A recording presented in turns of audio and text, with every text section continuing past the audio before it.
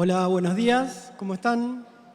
Bueno, nos encontramos en este espacio de congreso, en esta charla, en donde vamos a intentar abordar algo que para muchos seguramente será parte de su cotidianeidad y para muchos otros, entre los cuales me incluyo, son temas que nos asustan un poco, pero que tienen que ver con la inteligencia artificial y cómo vamos incorporándolas en nuestro hacer diario, ¿no? Desde la salud y sobre todo desde la salud pública. Contábamos con la presencia del doctor Oscar Botazo, un viejo conocido de todos nosotros, por una superposición de una agenda internacional. Oscar va a estar conectado, así que lo vamos a estar viendo como un gran hermano acá en la pantalla. Y bueno, vamos a aprovechar su presencia de esta manera, ¿sí?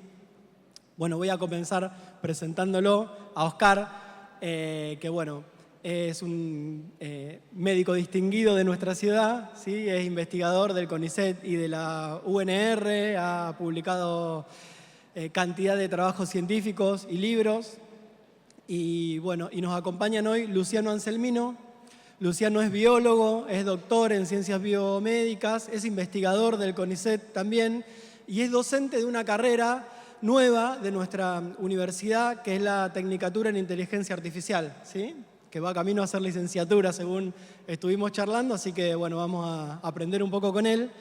Y nos acompaña también Naomar de Almeida Filho, ¿sí? Que es epidemiólogo, un referente para todos los que trabajamos en el campo de la salud pública, en el campo de la epidemiología y de la salud colectiva, ¿sí? Es titular de epidemiología de la Universidad de Bahía y, bueno, y docente en innumerables cantidad de espacios académicos también. Así que bueno, les agradecemos la presencia a los dos y le voy a dar la palabra a Luciano para comenzar con él. Hola, ¿qué tal? Buen día primero a todos y a todas. Quiero empezar agradeciendo a la organización del Congreso por la gentil invitación. Y bueno, la idea entonces es que empecemos a hablar un poco sobre esto que parece tan nuevo y que, como dijo acá nuestro presentador, nos asusta un poco, que es la inteligencia artificial. Cuando mucha gente habla de inteligencia artificial, piensa que estamos en un periodo de tiempo realmente transformador. Hay gente que incluso, profesionales, gente muy capacitada, que habla de una cuarta revolución industrial, ¿sí? Como la revolución industrial siguiente al surgimiento de Internet.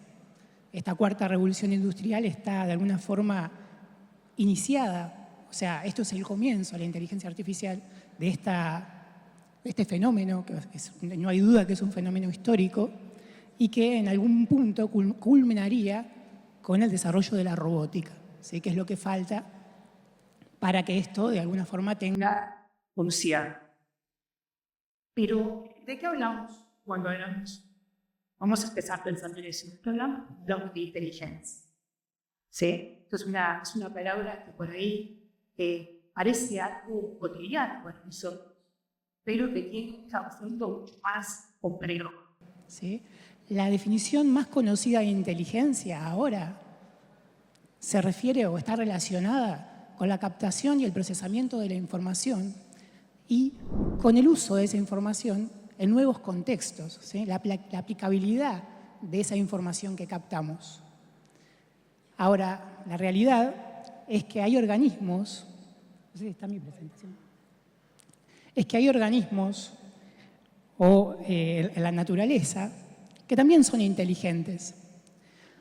A lo largo de la historia han existido un montón de formas de medir la inteligencia, todos estaremos familiarizados con los tests de coeficiente intelectual, pero la realidad es que no son 100% eficientes. Sin ir más lejos, Thomas Edison, que es una persona que tuvo una gran influencia en explicar la electricidad, hizo este test y quedó dentro del promedio, o sea, que tiene sus limitaciones.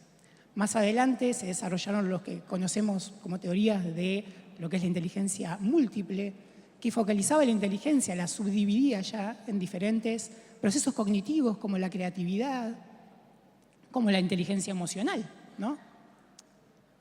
Pero históricamente, y más en el ámbito médico, y porque vamos a decir la verdad, los seres humanos somos un poco egocéntricos, la inteligencia se ha vinculado o se ha relacionado de alguna forma con el desarrollo del cerebro.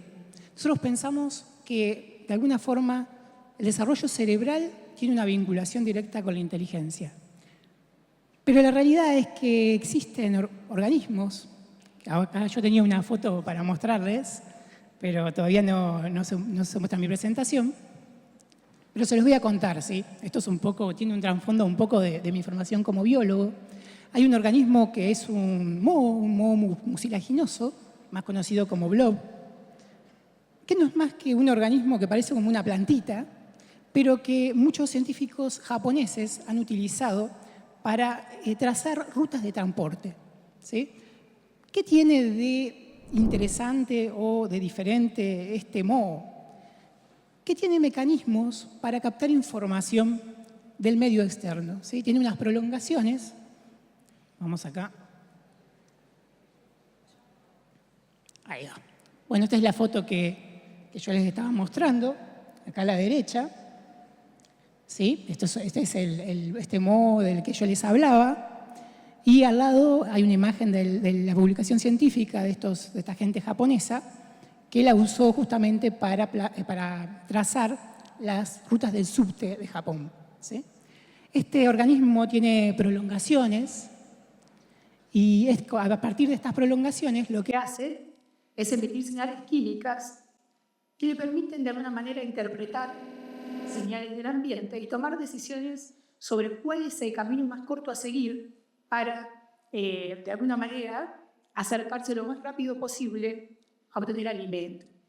Entonces, lo que hicieron estos científicos japoneses es sobre un mapa de Japón, en cada punto que querían, en cada ciudad que querían ir, poner un grano de avena, ¿sí? Que es una fuente nutricional muy importante de este organismo.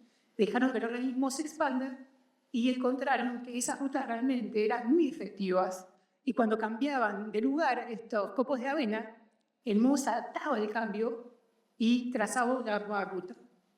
Es por esto que podemos pensar que este organismo no tiene sistema nervioso central, no tiene cerebro, sí tiene algún tipo o algún nivel de inteligencia. Podemos entonces decir que la inteligencia está más relacionada con el desarrollo de mecanismos efectivos de captación y procesamiento de información del medio externo que con el desarrollo del cerebro. ¿Está bien? A nosotros, los seres humanos, en nuestro cerebro tenemos distintos receptores de información que están directamente ligados a nuestros sentidos. Podemos ver, podemos escuchar, tenemos sentido del tacto, entre otros, ¿sí? Esos son nuestros mecanismos efectivos de captamiento de información. ¿Qué es lo que pasó en la última década? ¿Sí? Hubo un desarrollo muy importante, un desarrollo tecnológico muy importante que estuvo principalmente enfocado en el desarrollo de sensores, ¿sí? Desarrollo, de alguna forma, avances tecnológicos en el desarrollo de cámaras, sensores químicos, micrófonos, radares, lidares. Estos sensores antes tenían alguna capacidad de procesamiento, pero no tenían la potencia que tienen ahora, ni el nivel de claridad que tienen ahora, por ejemplo, una cámara, ¿bien? Y tampoco la velocidad para captar datos como lo hacían antes. Esta gran afluencia de datos es lo que dio origen al desarrollo de la inteligencia artificial. Cuando pensamos o escuchamos este término, pensamos que es algo nuevo, pero en realidad la inteligencia artificial no es nueva. Viene desde años. El problema es que los modelos ya estaban planteados, pero no teníamos datos para probar, no teníamos datos para entrenar estos modelos. La diferencia, este cambio de era, está relacionado con la afluencia, con la cantidad de datos que se han producido durante la última década a partir de estos desarrollos tecnológicos. Entonces, para darle una definición formal a lo que es la inteligencia artificial, podemos pensar que la inteligencia artificial usa logaritmos, que no vamos a entrar en detalle, pero no son más que recetas, ¿sí? Para aprender de datos masivos y crear modelos. Y esto es importante porque casi todos nosotros estamos familiarizados con ChatGPT, con DeepSeek, ¿sí? Que son modelos que usamos a diario. Pero la realidad es que estos modelos son solo la punta del iceberg, ¿sí? Son solo modelos que representan nuestro lenguaje, que imitan nuestro lenguaje. Pero la inteligencia artificial nos permite crear modelos de cualquier cosa, ¿sí? Y eso tiene una potencia muy, muy, muy grande. ¿Por qué esto es importante o qué pasa en el ámbito de la salud? Bueno, el ámbito de la salud en los últimos años ha sido uno de los campos con mayor nivel de digitalización. ¿Qué quiere decir? Que los avances tecnológicos que se han desarrollado en el último tiempo implican o están relacionados de alguna manera con la salud. Muchos de estos avances tecnológicos nosotros los conocemos, pero todavía no estamos totalmente familiarizados, porque obviamente el desarrollo tecnológico está ligado indispensablemente al avance económico, ¿sí? La mayoría de esos avances tecnológicos tienen un costo bastante alto, aunque en los últimos años está decreciendo, ¿bien? Pero podemos hablar, por ejemplo, entre estos avances de la secuenciación genética masiva, ¿sí? Que nos permite ahora analizar el genoma completo de un paciente para identificar genes que se están moviendo en alguna dirección, por ejemplo, frente a una terapia. Cuando antes esto era inimaginable, ¿sí? No podíamos procesar totalmente el genoma de una persona para ver, bueno, compararla con otra y decir, bueno, ¿qué es lo que es distinto entre esta persona y esta? ¿Puedo encontrar algún biomarcador de terapia, que esté relacionado a terapia, que me pueda servir, por ejemplo, para anticiparme al desarrollo de resistencia a alguna terapia en un paciente? ¿Sí? Otros datos también que estamos empezando a obtener y que son importantes son los datos que provienen del monitoreo en tiempo real del paciente, ¿sí? Que está de la mano de wearables y sensores. Estos recursos, que son sensores que ahora más que nada se usan en smartwatch, que están monitoreando todo el tiempo algunos datos como ritmo cardíaco, sueño, glucosa, insulina. El cuerpo entonces, como dice en la diapositiva, se volvió una fuente constante de datos. Tenemos también la histopatología digital, ¿sí? Los microscopios ya no son los microscopios de antes, en los que los usuarios mirábamos en la placa, ahora están conectados a computadoras que producen imágenes de alta definición. Y esto es muy importante también, porque el ojo humano tiene límites, hay cosas que no podemos percibir, y estas imágenes están permitiendo observar cosas que nosotros antes no podíamos observar. Y también esto que por ahí muchos de ustedes estarán familiarizando porque se está empezando a implementar acá en Argentina, que son las historias clínicas electrónicas, ¿sí? Ahora ya no estamos abandonando el papel, inclusive para hacer recetas, ¿sí? Y esto entonces está culminando en millones de registros médicos estructurados que están listos para ser analizados y son otra fuente de datos potencial.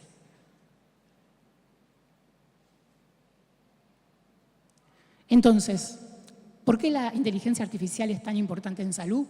¿Y por qué es tan importante que nosotros, como comunidad, más allá de nuestro rol profesional, ¿no? Como participantes activos de una comunidad, entendamos cómo usarla y podamos ser críticos sobre su uso? Esto es importante porque el sector de salud es uno de los sectores que más datos está aportando digamos, a la datosfera global, ¿sí? La datosfera global son la cantidad de datos que se producen mundialmente y que están intentando ser medidos. Los datos, obviamente, que están creciendo exponencialmente. Para finales del año 2025, o sea, este año, se espera que alcancen los 181 zettabytes. Zettabytes es una unidad de medida muchísimo más grande que los gigabytes a los que nosotros estamos acostumbrados. Y el sector de salud será entonces uno de los mayores contribuyentes con un incremento anual del 36%. Esto quiere decir que nosotros vamos a tener muchos datos para analizar. Pero, ¿cómo puede un algoritmo ayudarnos a salvar vidas a partir de datos? Y acá les traigo... Esto fue un poco difícil para mí cuando me puse a buscar y a intentar contarles o mostrarles algunos recursos, porque cuando uno se pone a buscar esto, ustedes sabrán que la inteligencia artificial está siendo subsidiada por empresas privadas y la mayoría de los software que se utilizan en salud tienen un costo que es difícil de costear para un país en vías de desarrollo, ¿sí? Entonces lo que hice fue buscar herramientas que son modelos preentrenados. Esto que les presento acá son modelos preentrenados que hacen distintas cosas y que están siendo usados tanto en Europa como en Estados Unidos para desarrollar modelos. ¿Cuál es la limitación de estas herramientas? Tenemos, por ejemplo, MONAI, que es un modelo preentrenado con imágenes como mamografías, resonancias, radiografías. Cuando digo preentrenado con millones de imágenes, ¿sí? Y que justamente sirve, se usa ya en hospitales públicos para detectar lesiones o enfermedades con un periodo anterior a que sucedan, ¿sí? Se ha visto que, por ejemplo, en el cáncer de mama ha logrado predecir el desarrollo de tumores 2 años antes en algunas pacientes. O sea, que tiene un poder de predicción enorme. MedBERT también es un modelo preentrenado con miles de historias clínicas y que ayuda a predecir el riesgo de que un paciente empeore o desarrolle ciertas enfermedades y es muy útil a la hora de entonces apoyar decisiones médicas. Y tenemos también PhysioNet, que reúne datos en tiempo real de pacientes internados y ayuda a identificar pacientes con alta probabilidad, por ejemplo, de una arritmia o de algún evento crítico, también antes de que ocurra. Ahora, esto parece muy interesante. Hablamos de modelos preentrenados, hablamos de que nos pueden ayudar a predecir algunos eventos antes de que ocurran. Pero ¿cuál es la limitación de estos modelos? ¿Podemos usar estos modelos nosotros? ¿Podríamos adaptar estos modelos para usarlos en el sistema de salud pública? Y la respuesta es sí, pero la realidad es que no los podemos usar como están. ¿Por qué? Porque están preentrenados con imágenes obtenidas de tecnología de primer mundo, ¿sí? Nosotros no contamos con estas maquinarias todavía. Nosotros tenemos menos poder de definición, por ejemplo, en una radiografía, en una imagen médica. Entonces, la realidad es que nosotros necesitamos, sí o sí, adaptar estos modelos a nuestros recursos para poder usarlos y, sobre todo, hacer estadísticas sobre cómo o cuál es el potencial uso, el potencial rendimiento que podemos obtener de estos modelos. ¿Bien? Entonces, acá les planteo, o me interesa que por ahí hablar un poco de cuáles son los desafíos a nivel local para utilizar IA en salud. Cuando hablo a nivel local, hablo acá en Argentina. ¿Cómo tenemos que empezar? Ya les dije un poquito antes, cuando empezamos, que esto involucra un compromiso, ¿sí? Un compromiso de nosotros como participantes activos de la comunidad en instruirnos en qué es la IA y en cómo usarla, ¿bien? Pero lo primero que necesitamos son datos. Eso es lo más importante, lo primordial, y creo que es lo más importante en lo que ustedes como médicos, como profesionales de la salud, pueden aportar a la inteligencia artificial y al avance de nuestro país en esta área. Cuando hablamos de datos, necesitamos grandes volúmenes de datos clínicos, ¿sí? Que estén bien registrados. ¿Por qué? Porque un dato no siempre es información, ¿sí? Ahora ya dejamos de ver los datos simplemente como un número anotado en un papel. La realidad es que desde ahora en adelante un dato es un activo. Y esto es fácil de ver. Fíjense quiénes son las empresas que tienen mayor poder adquisitivo en el mundo. Amazon, Google, Nvidia. Son las empresas que históricamente tienen mayor cantidad de datos en su poder. Esto quiere decir que a mayor cantidad de datos de calidad nosotros logremos reunir, mejor son los modelos que podemos desarrollar y eso nos va a posicionar como país y como sistema de salud en un lugar muy importante. Nos va a dar un nivel muy importante de prioridad o de utilidad en este tipo de sistemas. Bien.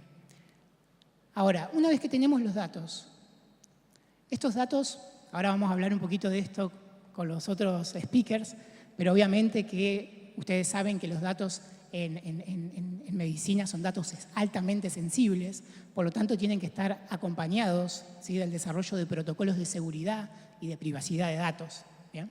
Y además tienen que estar acompañados de una infraestructura digital.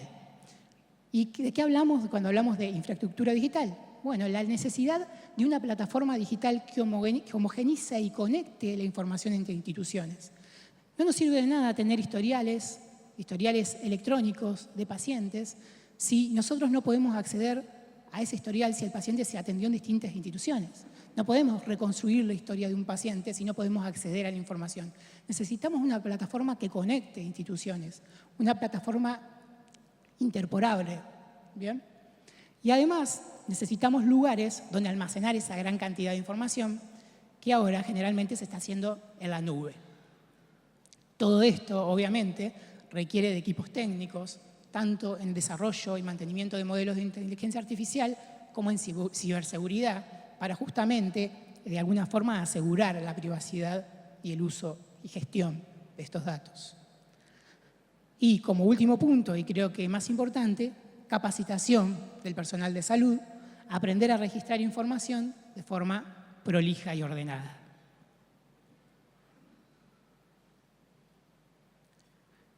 Les dejo para cerrar esta frase que me gusta mucho y que nos pone a pensar un poco sobre qué es la inteligencia artificial y habla un poco de nuestros miedos con respecto a esta tecnología, ¿no? La IA no puede reemplazar a la inteligencia y creatividad humana. La misma cosa ha pasado con otros avances. La caja de ritmos no ha reemplazado a los percusionistas, ni las cámaras fotográficas a los pintores, ni las redes sociales a los amigos del mundo real. Sin embargo, las herramientas de IA sí que pueden ofrecer nuevas formas y más eficientes de ayudar a las personas a hacer lo que mejor saben hacer.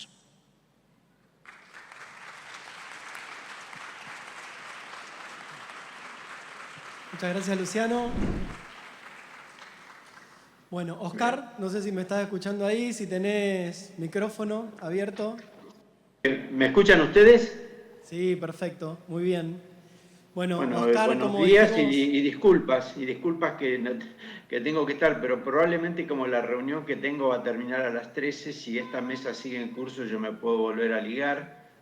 Bueno, a Luciano lo conozco de hace unos cuantos años del instituto y obviamente que comparto la visión y bueno, a mí me tocó ser médico y en esta mano, que es la que se usa para revisar y palpar, hay cerca de 250 sensores, que estas son cosas muy importantes porque la máquina aprende con nuestros datos. Nosotros ya con esto tenemos 250 cosas como para darnos cuenta cuando palpamos a un paciente o lo tocamos, ni hablar de cuando miramos. Los recursos están y nada vuelve para atrás, hay que aprenderlos, hay que humanizarlos, hay que imbuirlos de un contenido bioético que Luciano lo anticipó y después en esto se va a ir trabajando, pero también aprendemos en función del entorno que tenemos y nuestro entorno en este momento no es tan favorable y estamos pasando temas que no necesito ponerle el apellido porque todo el mundo sabe qué nombre tiene. Y hasta que no tengamos eso es un camino por andar complejo. Después viene la otra historia, que son los datos, es la que hace a la vulnerabilidad y la dignidad de las personas. Pero la herramienta está, ninguno de nosotros es un trasnochado que dice, de esto nos vamos a desentender. Si se puede ayudar y lo podemos hacer mejor, obviamente que sí. Pero yo voy a recuperar, después tengo que salir, pero hay una vieja anécdota de Gregorio Marañón, un señor que de medicina alguna cosa sabía, y una vez le preguntaron, ¿y usted, doctor, qué opina? ¿Cuál es el mejor instrumento de la medicina? Y él dijo, mire, para mí, en estos años, ya era un señor mayor, dice, lo que me he dado cuenta que lo más importante era la silla, porque si yo tengo tiempo de sentarme, conversamos y de aquí y de allá. Esto es muy bueno como una herramienta extensionista, o sea, me va a capacitar para muchas cosas que, como dijo Luciano, que hoy yo no puedo ver, mis sentidos son limitados. Yo no puedo percibir los ultrasonidos, de modo que yo podría decir la noche está silenciosa porque no los percibo. Yo no sé si está silenciosa la noche. Y lo mismo en lo que veo. Esto nos va a posicionar de una mejor manera. Lo que no puede ser, desde mi punto de vista, es sustitucionista. O sea, hay una enfermedad, hay un diagnóstico, hay una situación clínica del paciente, hay una evidencia y hay datos que manejar, y hay alguien que lo tiene que integrar. Me gustaría, por el pedazo del mundo que viene por delante, que la persona o la entidad que lo integre siga siendo un ser humano médico que tiene capacidad, entrenamiento, pericia, y por sobre todas las cosas, algo bastante difícil de adquirir que se logra con el tiempo, que es criterio. Las máquinas están y las vamos a tener que aprender a usar, no me cabe la menor duda, pero desde mi óptica, y yo creo que coincidimos todos, lo que necesitamos es un enfoque de sustitución, de extensión para que nos ayuden a llegar más lejos. Lo otro es lo nuestro, no, lo que nos toca evidentemente. Y bueno, y Luciano es un entusiasta que trabaja mucho en este tema y me parece muy bien que lo tengamos en Rosario y que haya estado en el Congreso. Y saludo al colega que se ha venido desde Brasil, que lo veré después. Insisto, me tengo que retirar en unos minutos, pero es un gusto. Me hubiera gustado estar ahí presencialmente, pero bueno, será nuestra oportunidad. Muchas gracias. Bueno, gracias, Oscar.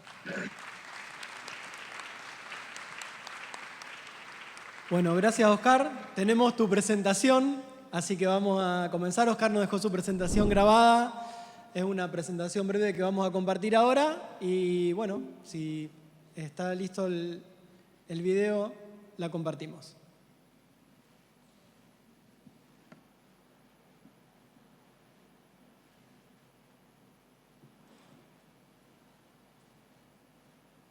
Bueno, buenos días y antes que nada mi agradecimiento a la gente que organiza este congreso.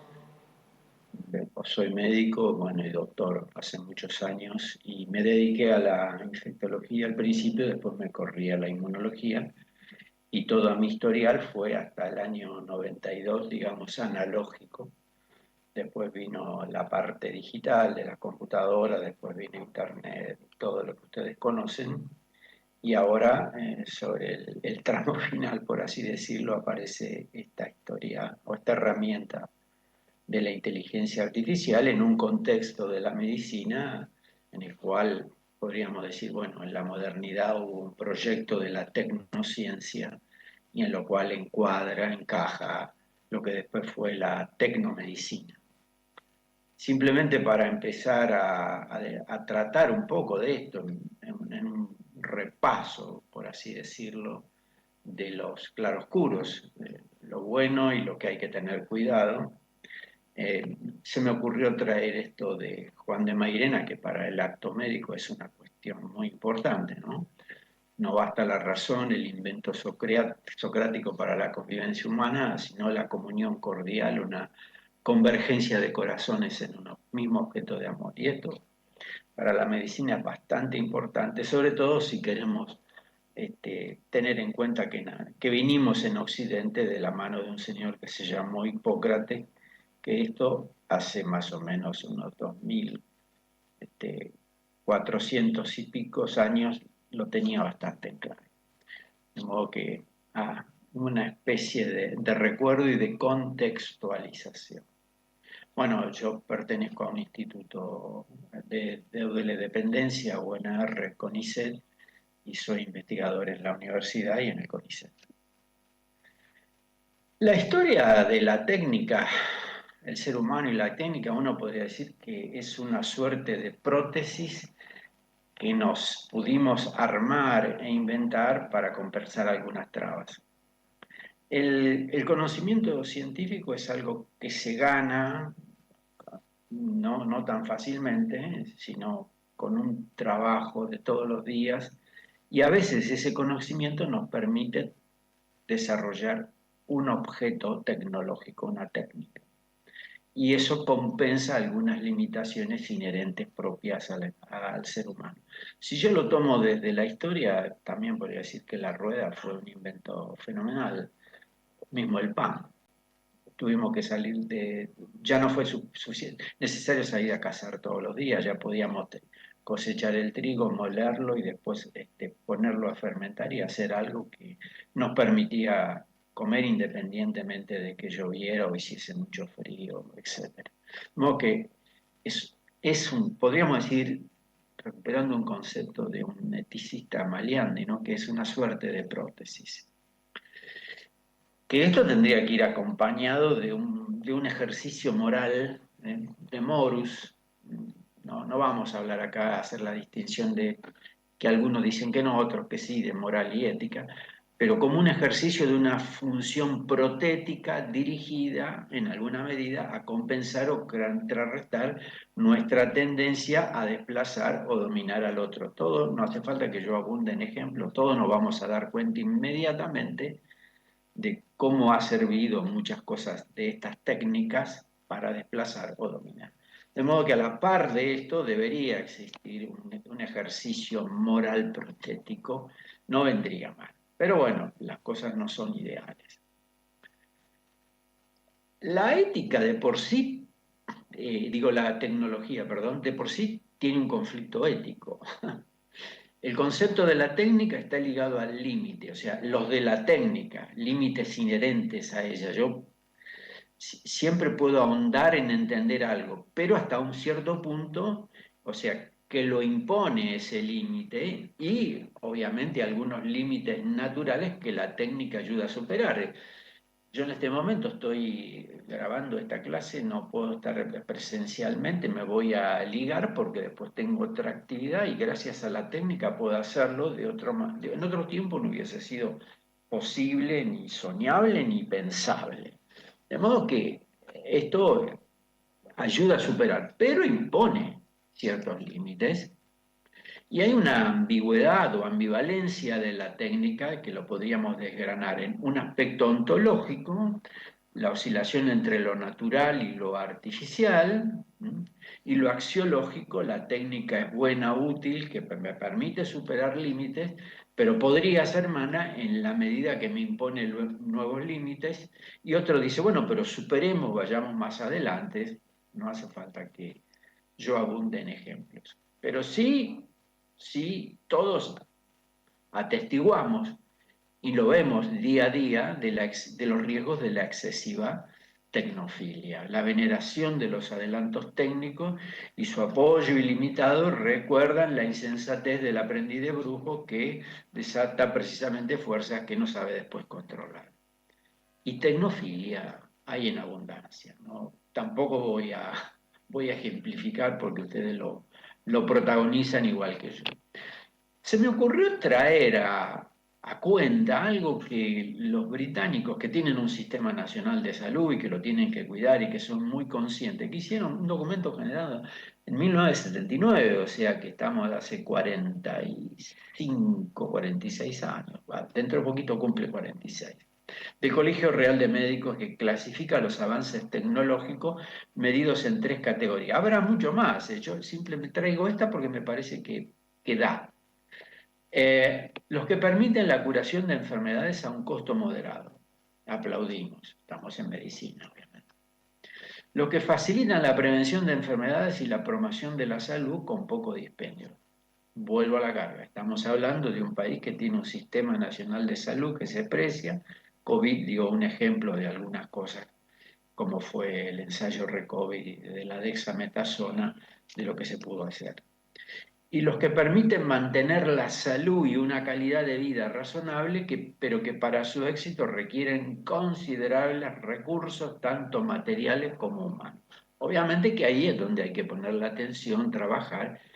Y ahora, pensemos que en el 79 el tema de la inteligencia artificial generativa estaba en pañales y esto no se pensó. Hoy impone un pensamiento dirigido a eso. Bueno, todo más o menos estaba tratando de avanzar las técnicas, pero en los últimos décadas, un poco más, aparecen posturas muy distantes y yo tomo un gráfico de la Academia Sueca de Ciencias, donde al final de este recorrido hay un señor ahí con un maletín muy ejecutivo, pero después aparece una cosa de una probeta y que está ligado a una idea que se mueve en esa cosa del transhumanismo posthumanismo.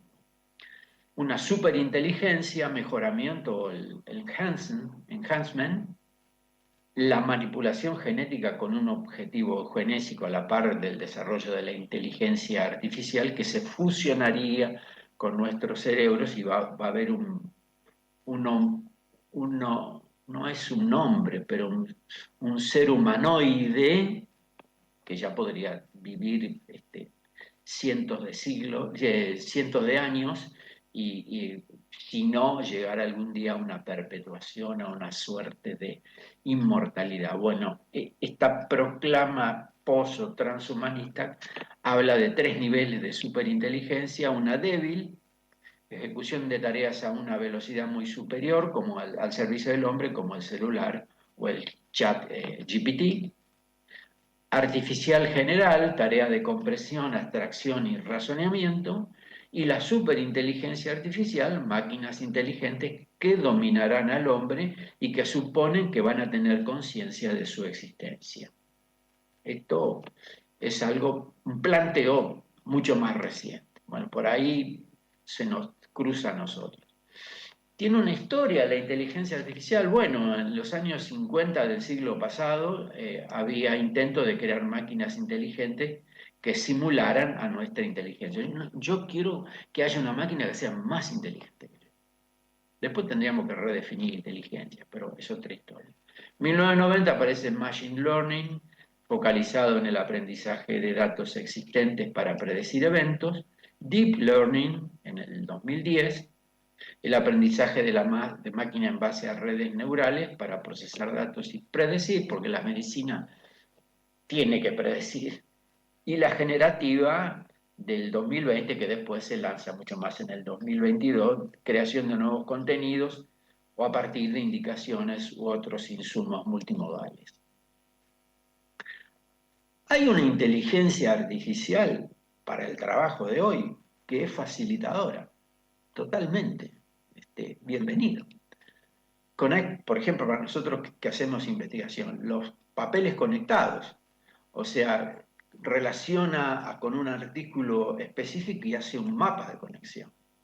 O mismo el Semantic Scholar, motor de literatura académica para recomendaciones, citas claves, incluye resúmenes generados y filtros de búsqueda avanzada, que ahora uno lo tiene que hacer.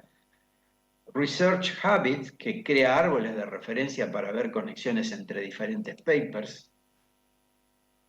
Site Artificial Intelligence ayuda a ver cómo los investigadores interpretan tal o cual trabajo. Lead Maps, similar a Connected de arriba, que crea mapas. ResearchGate, que en realidad no es una inteligencia artificial, es una plataforma donde se puede hacer preguntas directamente a los autores y acceder a artículos, pero viene de por ahí. Y PubMed GPT o PubMed Buddy, que es una interfaz de la inteligencia para responder a preguntas de investigación. De modo que hay cosas que nos van a dar una mano, cosas que en la época que yo era joven había que transpirar, como se dice en el fútbol, la camiseta de una manera muy intensa. Esto está facilitado y bueno, está bien, nadie va a renegar de eso. Después aparece el Augmented Medicine, que es la tecnología para ayudar a los profesionales en el diagnóstico y predicción de resultados y toma de decisiones. Y ahí aparecen las 5P: predictiva, preventiva, personalizada, participativa y de precisión. Yo no creo que haya una medicina de precisión, habrá de más precisión. De precisión no, porque saber todo lo que le pasa a una persona en el contexto psicobiológico y el ambiental no es posible, pero de más precisión sí. Y acá se arman dos vertientes, donde acá sí acá está el problema. Los sustitucionistas dicen en el futuro el médico será obsoleto. Y los extensionistas ayudan a mejorar las competencias sin reemplazarlas. Obviamente que yo me voy a orientar por el último criterio, la última beta, por así decirlo. ¿Podría la inteligencia artificial exacerbar entonces las desigualdades ya existentes? Y bueno, dependerá de quién se acceda. ¿O habrá equidad en el acceso? O sea, aunque yo me quede con el extensionismo, yo no me voy a adherir ni voy a abonar la postura del sustitucionismo, pero esto también puede pasar. ¿Hay transparencia y explicabilidad? ¿Se pueden auditar a los algoritmos? No lo sabemos. La medicina lo que sí sabemos que es una relación de curación que comprende dos mediciones, la curación terapéutica y la ayuda al paciente. Y el cuidado de la persona es constitutivo del acto médico. ¿Puede reducirse entonces la relación terapéutica a funciones desarrolladas por un algoritmo? Eso será lo que nos espera. Siempre el planteo ético son preguntas, son reflexiones, no esperemos encontrar todas las respuestas. Y entonces impone una valoración ética de la inteligencia en la toma de decisiones médicas. Y vuelvo a la carga. ¿Es una herramienta o es una sustitución? ¿Tiene carácter orientativo o normativo? ¿Qué tipo de decisiones vamos a dejar en manos de la inteligencia artificial? Porque el juicio clínico requiere de una epistemología plural capaz de enfocar la evidencia, el enfoque estadístico y las epistemologías basadas en virtudes. Las conclusiones, incluso técnicamente correctas, pueden no ser necesariamente lo mejor para el paciente, porque hay otra historia. El algoritmo no es un criterio aparentemente neutral, y si lo hace la máquina depende de lo que yo alimento. Es el resultado de muchas decisiones que pueden estar en contraste con lo que yo creo, lo admito, o la ética de la práctica médica. De modo que ni tecnoutópicos ni tecnopesimistas. Como decía Aristóteles, la virtud, por definición, tiende a ir por el medio porque es donde se siente más tranquila. Esto se los dejo, después le voy a pasar el PDF de esto, que es, o si lo pueden entrar, está en el New England del año pasado, el volumen 391, página 193 a la 6, que son la ética de la inteligencia artificial relacional, y habla de algo que voy a volver después con más detenimiento, los riesgos, lo que puede haber, los actores que tienen que participar, y dado que tiene el potencial de muchas implicaciones sociales, el concepto de beneficencia en salud debe incluir una beneficencia comunitaria y social, algo no planteado, digamos, por Beauchamp y Childress allá a principios de los 80. La inteligencia artificial se desarrolla o implementa tan rápido para el enfoque tradicional del consenso ético que requiere de mucho tiempo. Y las directrices y código de conducta de la inteligencia artificial en salud tendrán que evolucionar continuamente para estar a la altura de los rápidos avances que estamos teniendo. Y esto no está pasando. Con lo cual nos terminamos llevando por delante muchas cosas.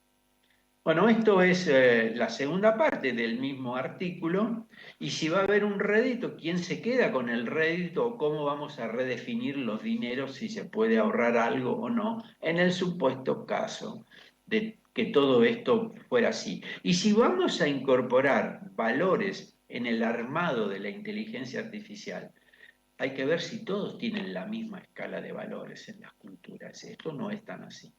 La aldea planetaria tiene muchos reductos distintos como para trasladarlo a todo. No es una cuestión que se podría masificar. Estamos ante un momento crucial que determinará el curso de la atención médica a futuro, con lo cual hay que reflexionar en profundidad en estas cosas. Y las decisiones que enfrentamos ya no son casi técnicas, sino mucho más éticas. ¿Por dónde vamos a ir? ¿Nos vamos a dejar atropellar? ¿Qué vamos a hacer? Bien, este es un trabajo que salió este año y que lo saca la Academia Nacional de Ciencias de Estados Unidos.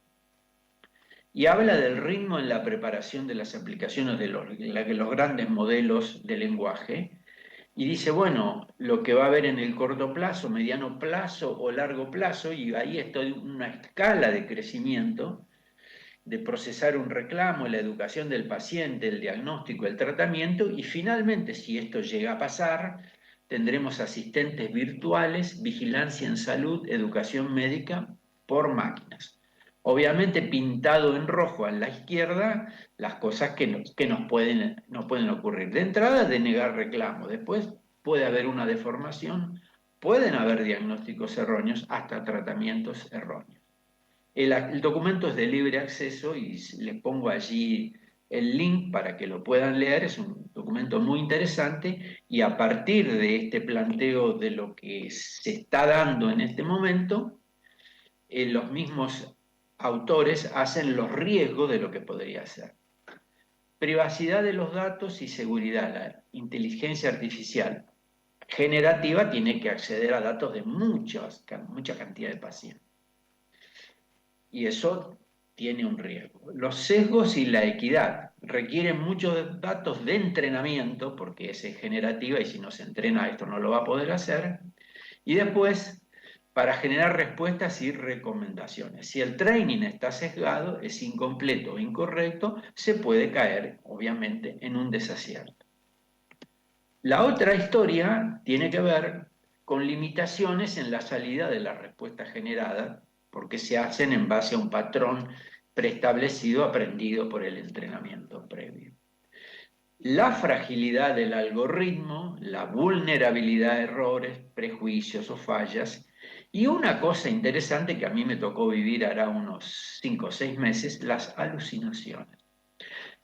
No es, sin querer, la inteligencia artificial generativa produce una información incorrecta o engañosa, no basada en hechos, a parecer que es muy plausible. A veces le faltan elementos y como sabe armar cosas muy buenas, y no es que le vamos a echar la culpa, alucina, crea cosas que son muy atractivas, pero cuando después uno lo empieza a buscar, tal cosa no está. De modo que esto también es una cuestión. Ustedes van a decir, pero todo esto se va a mejorar. No me cabe la menor duda. El punto es hasta dónde y dónde vamos, hasta qué lugar le vamos a dejar que nos sustituya. Pues a mí se me hace que eso no conviene. Yo preferiría la opción extensionista. De modo que ni románticos, nostálgicos, ni teóricos esceptos, ni engreídos vanidosos.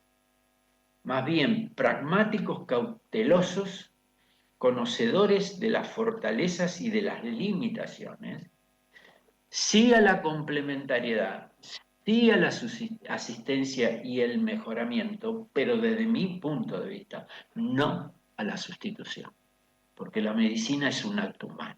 No es un acto científico. No puede quedar en manos de una máquina. Al menos, por suerte, yo me iré antes. Este mundo, si llegara a ocurrir, a mí no me va a tocar. Por suerte. Pero antes de irme, intento dejar estas reflexiones. Renunciar a nuestra capacidad de protagonizar el acto médico es una suerte de sumisión.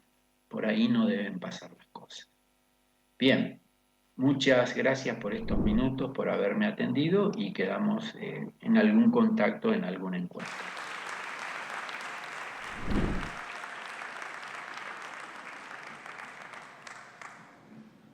Bueno, muchas gracias a Oscar y vamos a continuar. Naumar. Mucho gusto, Ignacio. ¿Es que yo puedo hablar de pie? Y un poco para también llegar a la frente para ver con quién estoy hablando. Bueno, yo tengo también una presentación y creo que va a ser muy complementaria con la de mis colegas. El título es el título de esa charla temática.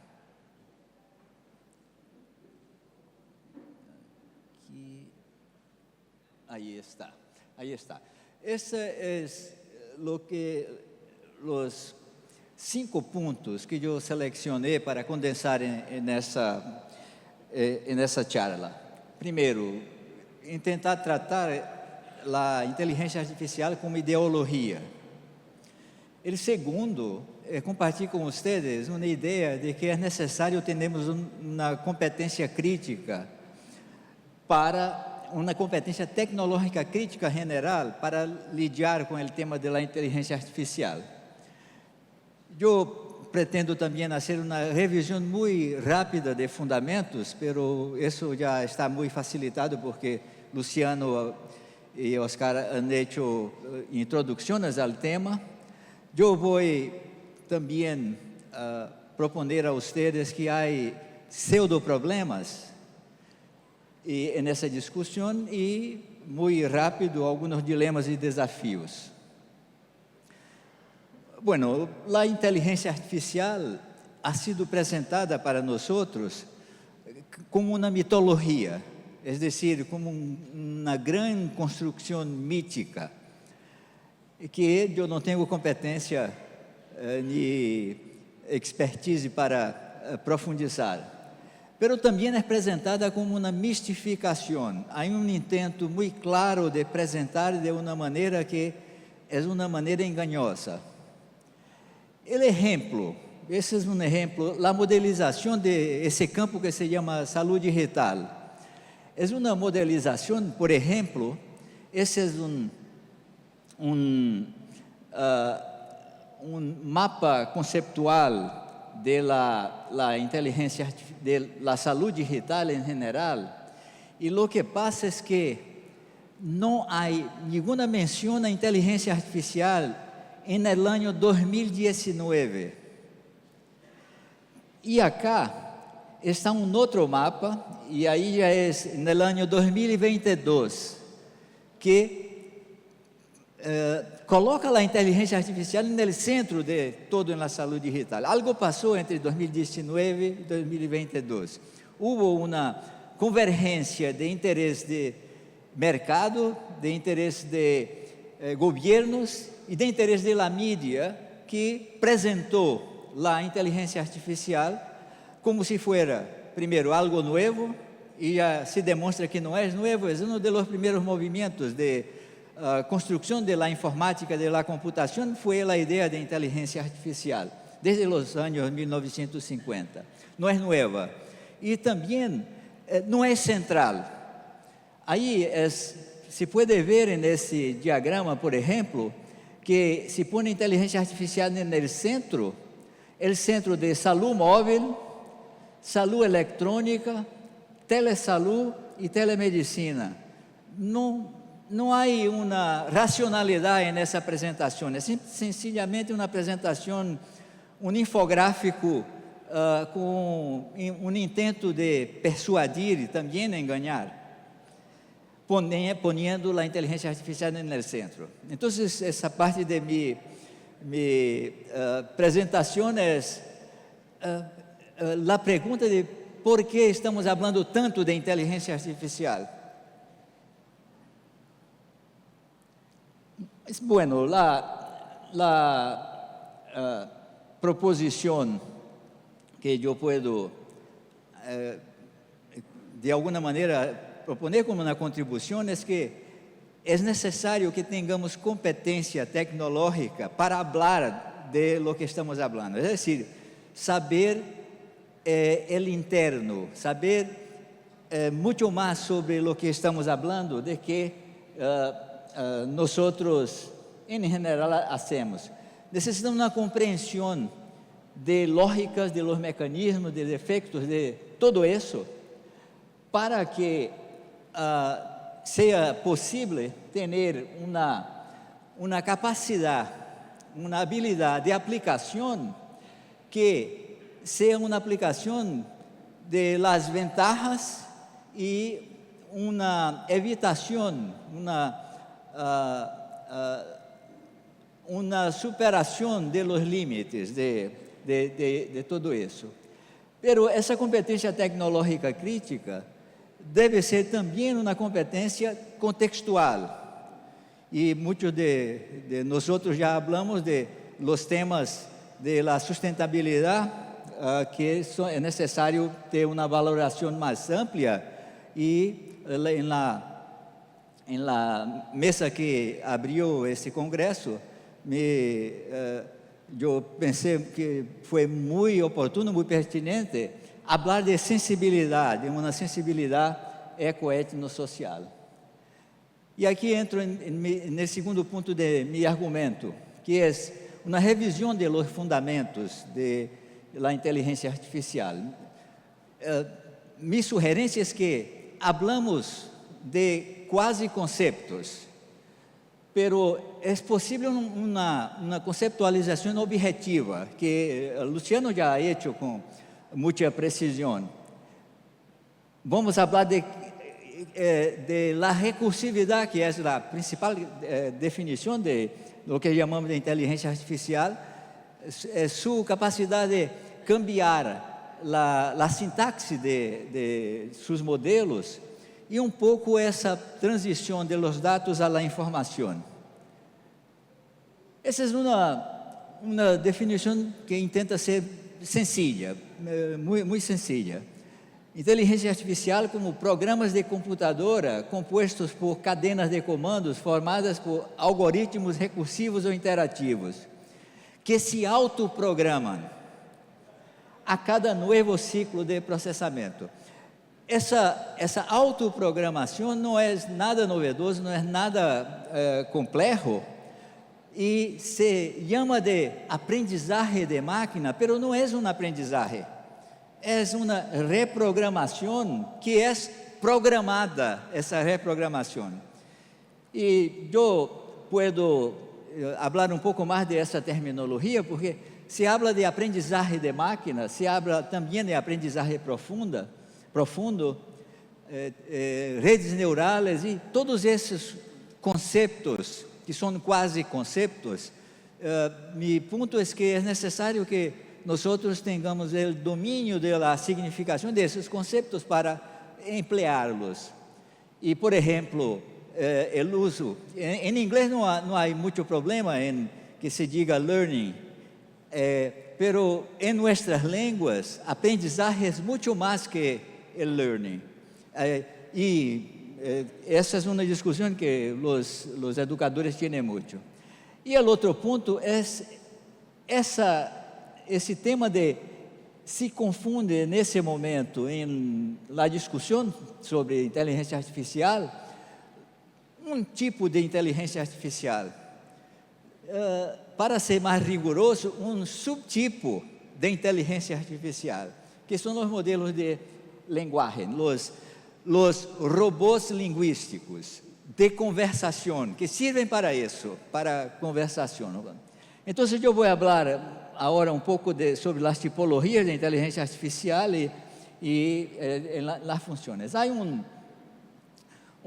documento que é muito interessante por seu intento de fazer mapeo conceptual da área, que ha sido publicado em 2019 por la OECD, que propuso framework, quadro para a classificação de los sistemas de inteligência artificial por contexto, por input, por los dados, por los modelos, pero o critério de classificação que eu creio é o mais útil para nós é classificar a inteligência artificial por las tareas para que ela ha sido inventada. E essas tipologias, em geral, se apresentam de maneira inconsistente. Por exemplo, essa é uma tipologia que se pergunta ao ChatGPT quais são os tipos de inteligência artificial, ele responde assim. Pero uma avaliação lógica é que classificar como simbólica, conexionista, discriminativa, preditiva, prescritiva, generativa, cada um de estes pontos de classificação é um critério distinto. Então, é uma classificação que tem problema taxonômico de base.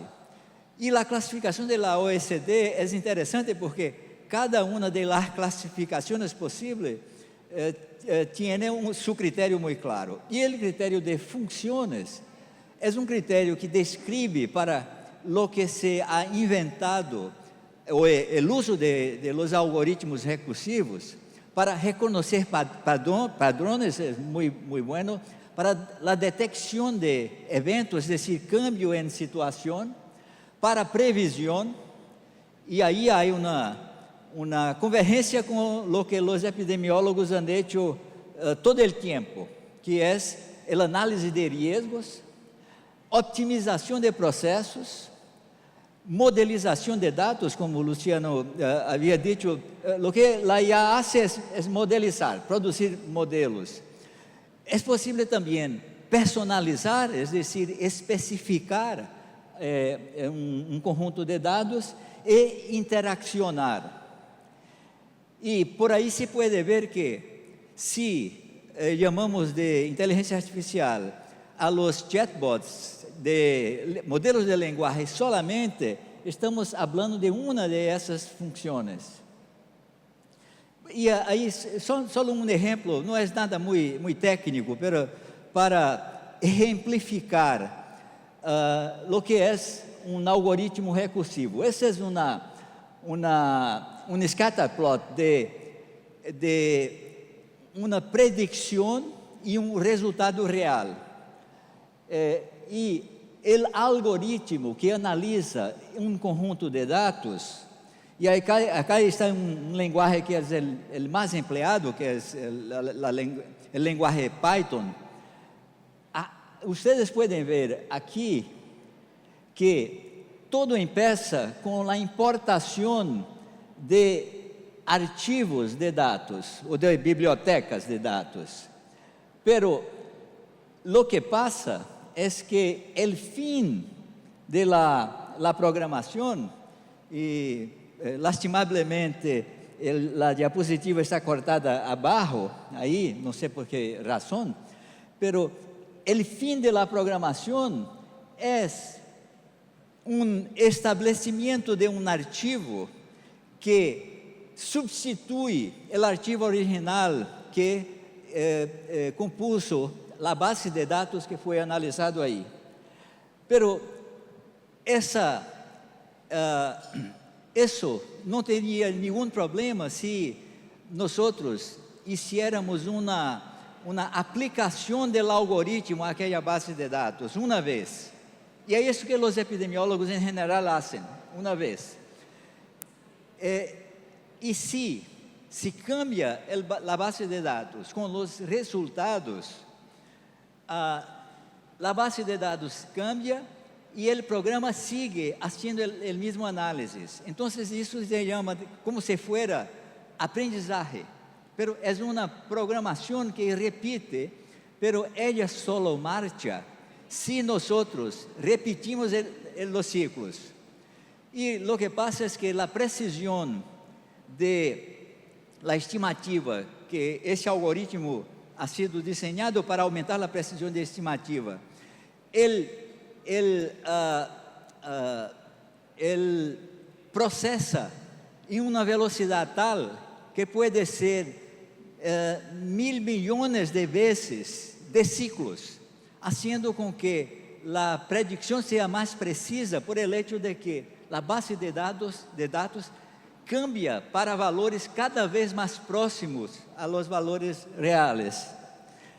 Y ahí hay un otro, y también creo que se puede, ahí ya se va a ver, es que también es posible hacer una programación de ese scatterplot en que no solamente los datos cambian, pero también los parámetros de análisis. Y entonces ese es un aprendizaje más profundo, porque no solamente los datos cambian, pero también la manera de analizar los datos cambian. Y la biblioteca que es importada es una biblioteca que es resultado de un update. El comando acá es un update, para que la biblioteca cambie también los parámetros. ¿Queda claro para ustedes? Es muy sencillo. Todo algoritmo que cuando llega al final hay un comando que dice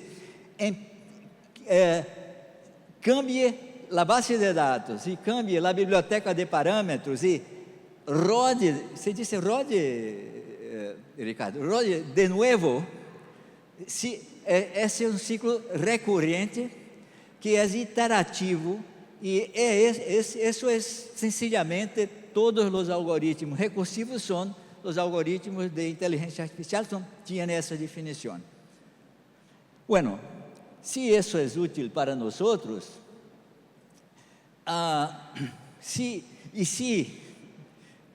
lo que llamamos de inteligencia artificial es solamente eso, hay un malentendido semántico en todo, en llamar de inteligencia, y creo que Luciano ha hecho un buen trabajo en la demostración de eso, pero también en llamar de artificial.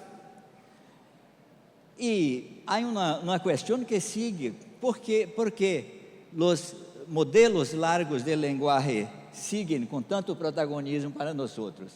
Entonces, ahí ya estoy concluyendo, indicando que son pseudoproblemas, porque hay toda una discusión en términos de control, regulación versus innovación, creatividad, dependencia versus apropiación, analógico, digital, todos esos binarios, pero el binario que está en cuestión aquí es el binario entre natural versus artificial.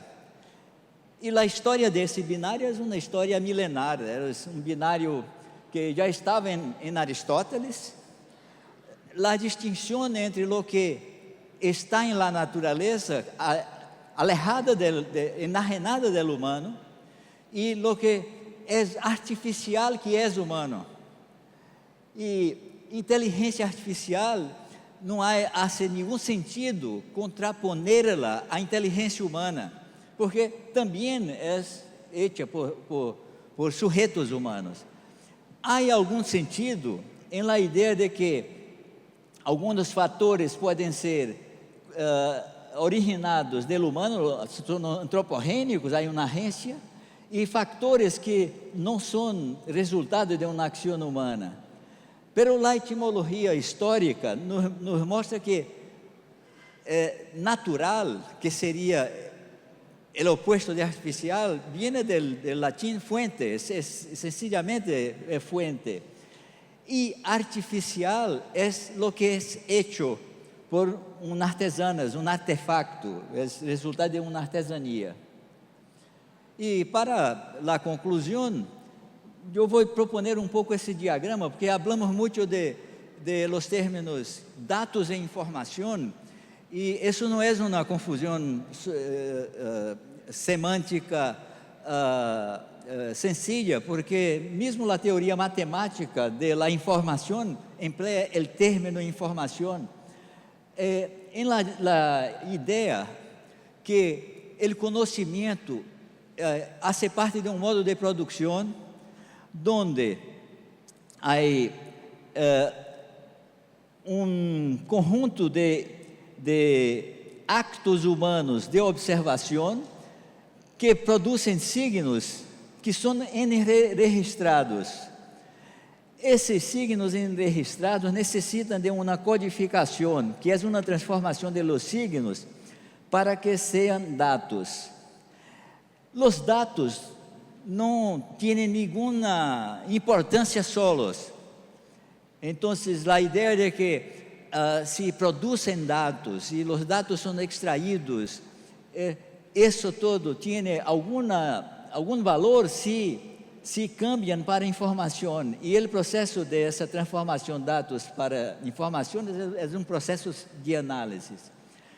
Pero la información sola, pura, también no tiene mucho valor si no se transforma en conocimiento. Entonces hay incluso acá uma transformação de informação em conhecimento. É uma representação sencilla, pero é para indicar que há uma logística em la primeira transformação, que é a transformação de los hechos, los processos, los fenômenos em signos. Há uma transformação que é uma transformação analítica, que codifica e analisa. E há uma transformação que é heurística, é compreensiva, é interpretativa. E se isso tem puede ayudar en nuestra discusión. Si nosotros tenemos una concepción más precisa y objetiva del límite y de los poderes de lo que llamamos de inteligencia artificial, nosotros vamos a reconocer que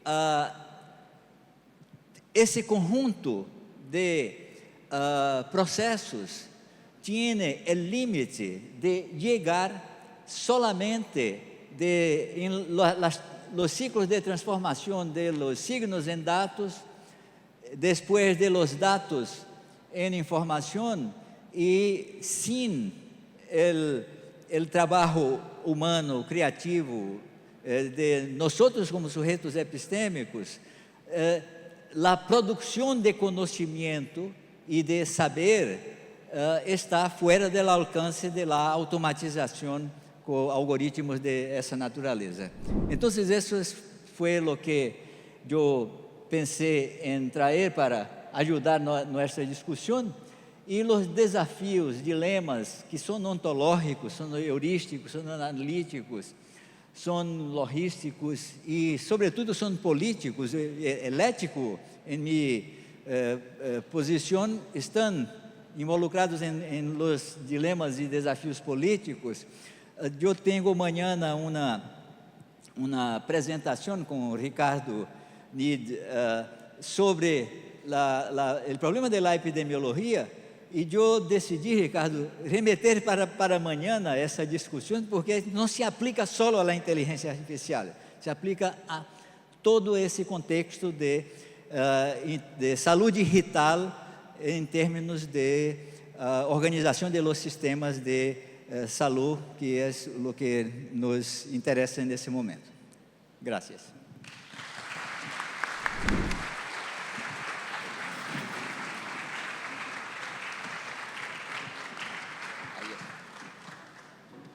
Bueno, muchas gracias.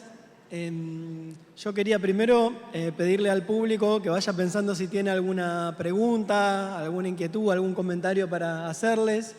Y mientras eso va pasando, les quería preguntar, por un lado, a Luciano, que pensaba, sé que estuviste participando en una investigación o llevaste a cabo una investigación que tiene que ver con algunos avances en el tema de cáncer colorectal, ¿no?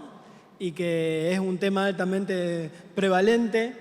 ¿Y en qué punto la inteligencia artificial tiene que ver, ¿no? con un desarrollo que pueda estar pensando que un compañero trabajador, trabajadora de nuestro sistema de salud, en una sala de clínica, en un centro de salud, pueda estar pensando que hay algo de la inteligencia artificial que puede impactar en el cuidado de la salud de sus usuarios, ¿no? Bueno, sobre esta investigación, es una investigación que llegamos adelante en el Centro de Cáncer de Rosario, que funciona en la Facultad de Ciencias Médicas. Y lo que hicimos básicamente es utilizar información, porque como ustedes sabrán, todavía la información genética es pública. Todos podemos acceder a la información genética. Hay online bases de datos que tienen información genómica, transcriptómica, metabolómica, pero está sesgada de alguna manera porque generalmente este tipo de información viene de pacientes de otros países. Ustedes saben que cuando hablamos de genes, cuando hablamos de metabolitos, cuando hablamos de procesos fisiológicos, todos estos procesos están muy influenciados por el ambiente. ¿Sí? La expresión de un gen, inclusive, puede cambiar no nada más por estar expuesto a un ambiente particular, sino también por un montón de factores que rodean al paciente, ¿sí? Así que bueno, tiene ese sesgo de que no tenemos todavía nosotros datos transcriptómicos, genómicos a nivel local. Pero lo importante es que hay gran cantidad de datos. Por ejemplo, yo trabajo principalmente con secuenciación de tumores colorectales. Lo que se hace es extraer un pedacito de tumor de los pacientes, eso se coloca en un secuenciador de ARN y lo que sale de ese secuenciador se cuelga, digamos, de alguna manera en bases de datos. Eso está disponible para ser analizado y para ser utilizado principalmente para descubrir biomarcadores que pueden ser indicadores de respuesta terapéutica. Y lo que hicimos justamente es eso, descargamos datos genómicos, principalmente de pacientes resistentes y no resistentes a 5-fluoruracilo. Hicimos un análisis utilizando inteligencia artificial, porque obviamente cuando uno descarga el genoma entero de una persona, se pueden imaginar la cantidad de datos, ¿sí? Tenemos un valor de expresión génica para cada gen del genoma de un solo paciente. Estamos hablando más o menos de más de 64.000 genes por paciente. Eso multiplíquenlo para hacer un análisis preliminar por lo menos 200, 500 pacientes. Son tablas enormes. Y sin inteligencia artificial, ponerse a comparar uno con uno esos genomas, hubiera llevado un montón de tiempo. Entonces, lo que permitió hacer la inteligencia artificial en este contexto es hacer un análisis rápido de selección de características para encontrar los genes que más cambiaban a los pacientes resistentes con respecto a los sensibles. Y de esa manera encaminarnos o darnos a las personas que estábamos investigando en ese tema una guía sobre cuáles eran las vías biológicas involucradas en el desarrollo de resistencia al fármaco. Muy interesante. Sí. Me cuesta pensar, a veces nos cuesta pensar cómo asociar por ahí en nuestra historia, en nuestra construcción, la incorporación de nuevas herramientas, ¿no? A la práctica clínica. Y un poco con respecto a eso, Naomar, te quería preguntar si en el campo de la salud pública, en el campo de la salud colectiva, en donde en nuestros países hay una historia larga de lucha contra las desigualdades, ¿cómo ves vos el desarrollo de la inteligencia artificial? Si va a achicar esa brecha de desigualdad o si pensás que en comparación con otros países eso puede hacer que se aumente, ¿no? Y que sea más inequitativo todo. Bueno, la idea es que la construcción de una metodología como esa tiene aquellos que amplían la rentabilidad de su negocio. Y si hay un negocio que tiene una rentabilidad, es inevitable que haya una propensión al aumento de desigualdades, porque se configura el producto de ese conocimiento como una mercancía. Entonces, ese producto uno paga muy poco porque parece que no paga, pero paga. Y el resultado de ese proceso puede ser instrumentalizado con un valor, y ese valor es un valor de mercado. Entonces, no tengo muchas ilusiones de que de esa manera, de la manera como sigue, las desigualdades se reduzcan. La salida es una apropiación sociotécnica, crítica de eso todo, para que se quede como un bien común y que sea algo que tenga una gestión más socializada, una gestión quizá por un Estado y gobiernos que tengan un posicionamiento más crítico y consciente de ese proceso, para que por proceso de regulamentación, normatización y regulación sea posible tratar los datos y las informaciones en salud como de interés de todos. Y si no pasa de esa manera, será inevitable que las desigualdades se profundicen. Muchas gracias, Naomar. No sé si alguien del público quiere hacer alguna pregunta o algún comentario. Sí. ¿Hay micrófono ahí? Sí, yo quería consultar un poco sobre esto último que estaba planteando Naomar. Por ahí nosotros tenemos un poco más claro quién viene siendo la industria de hasta ahora el complejo médico industrial, por decirlo de algún modo.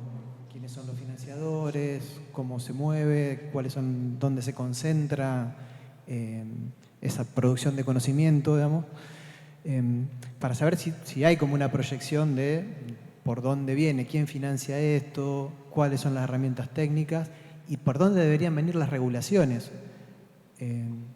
escuchando, digamos, hay como un montón de frentes posibles. Me gustó mucho esto que decía vos de cierta cuestión mitológica. Hoy convivimos con ciudadanos y con usuarios que en el mismo día consumen la inteligencia artificial buscando una respuesta a una dolencia que tienen, preguntándole algo de qué podría tener, pensando que es como lo más avanzado, hace una consulta con un profesional de la salud y va a una curandera del barrio a curarse el empacho. Digamos, tenemos todo en el mismo momento, transcurre todo. Entonces, hay algo de esa insatisfacción en la respuesta o en esa búsqueda que me parece a mí más difícil en lugar de la inteligencia artificial, que le da como cierta verdad, que pareciera inapelable como hoy circula la información. Entonces, conocer por dónde viene esa producción hoy de conocimiento, cuáles serían esas regulaciones posibles que uno imagina, porque no hay colegios, ¿quiénes hacen la vigilancia ética de lo que pasa en esos algoritmos? ¿Hay alguien que supervise lo que ahí se escribe? Digamos, hacemos un ejercicio con una compañera sobre una noticia de esta que estamos siguiendo a partir de una cuestión que hay con las pensiones en el país, que están siendo reauditadas. Entonces vamos siguiendo en los medios un poco qué tratamiento se le da. Y cuando uno pone en el algoritmo de la inteligencia artificial, todas las noticias que salen son las noticias que tienen que ver, que refuerzan que está bien el procedimiento. Automáticamente no sale ninguna que diga todo lo otro que hay de visiones críticas, que las notas en los medios están, pero la inteligencia no te la tira en la primera búsqueda, digamos. Tenés que entrar uno, medio por medio. Entonces, hay algo ahí en esa regulación y en ese quién maneja el algoritmo que debería ser central para conocer esta discusión política. Ya hay muchas cosas que se ha escrito sobre eso. E a ideia, por exemplo, de que há capitalismo digital, que essa etapa que muitos chamam de indústria 4.0, pero de hecho é cambio no capitalismo, donde o processo de extração de valor deixa de ser processo prioritariamente de la energia humana de los trabajadores, y entonces hay una sustitución por una inversión en equipamientos robóticos. Entonces es toda una cinética que se introduce y la estructuración de valor de una mercancía pasa a ser por la tecnología que se protege de una manera muy distinta. Por eso que las grandes empresas en ese ramo tienen departamentos jurídicos más amplios, fuertes y poderosos que mismo los de creación, para la defensa del derecho de propiedad intelectual, que permite, por ejemplo, hacer con que el valor de ese dispositivo, de ese objeto técnico, em material é algo como 1% de lo que se paga por ele. E o valor do trabalho humano está solamente no empaquetamento, porque não está no espectro do trabalho, da manufatura, a indústria, os processos industriais necessários para a miniaturização de los componentes de un aparato como ese. Entonces cambió el capitalismo y ese cambio hace con que sea necesario muchas nuevas estrategias para lidiar con ese cambio.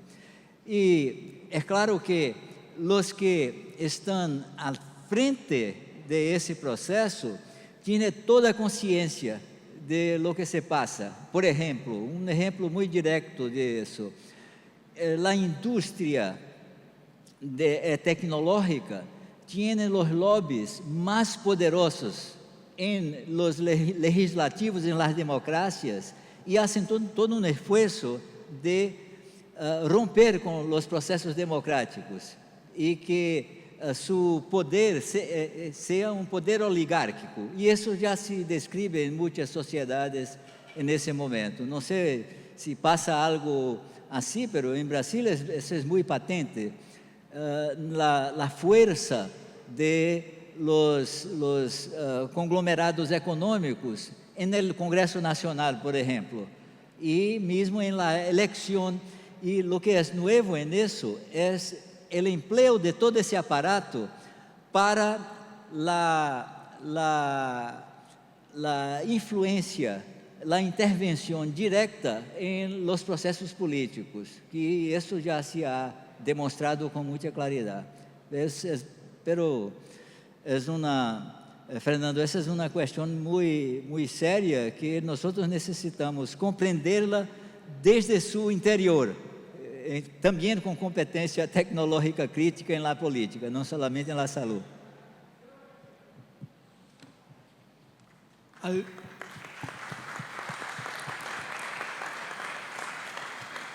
No sé si hay algún aporte, algún comentario más. Si no, bueno, le vamos a agradecer a los expositores, a Luciano, a Naomar, a Oscar. Muchas gracias, los aportes han sido interesantísimos.